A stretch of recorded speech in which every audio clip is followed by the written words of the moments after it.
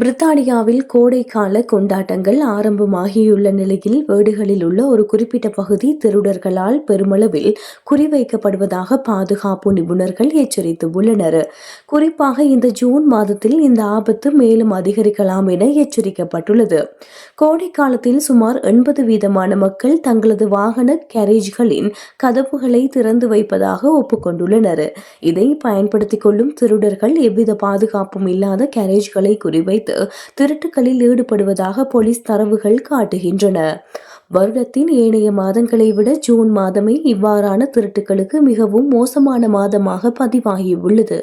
பிரித்தானியாவில் உள்ள 10 ஒரு நபர் தாங்கள் மதுபானம் அருந்திக் கொண்டிருக்கும் சமயங்களில் கூட கேரேஜ் கதவை அப்படியே திறந்து வைப்பதாக ஒப்புக்கொண்டுள்ளனர்.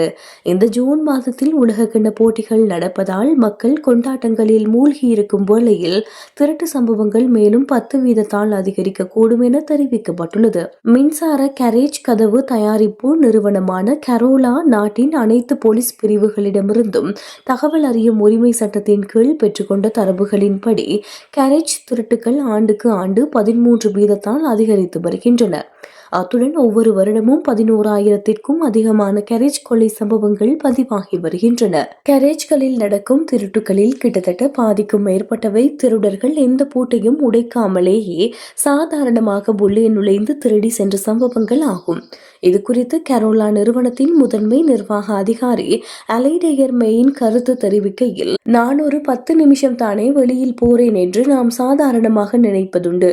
ஆனால் திருடர்கள் எதிர்பார்த்து காத்திருப்பது இவ்வாறான சிறிய சந்தர்ப்பங்களை தான். 40%க்கும் அதிகமான கேரேஜ் திருட்டுகள் பூட்டுக்களை உடைக்காமலேயே நடப்பதால் எமது சிறிய பழக்க வழக்க மாற்றங்கள் பெரிய பாதுகாப்பை தரும். எமது அன்றாட பழக்க வழக்கங்களில் அவதானமாக இருப்பதன் மூலமும் கேரேஜ் கதவுகளின் பாதுகாப்பு தரத்தை உயர்த்துவதன் மூலமும் ஆயிரக்கணக்கான பவுண்டுகள் பெறுமதியான எமது பொருட்களை பாதுகாக்க முடியும் என அவர் வலியுறுத்தியுள்ளார்.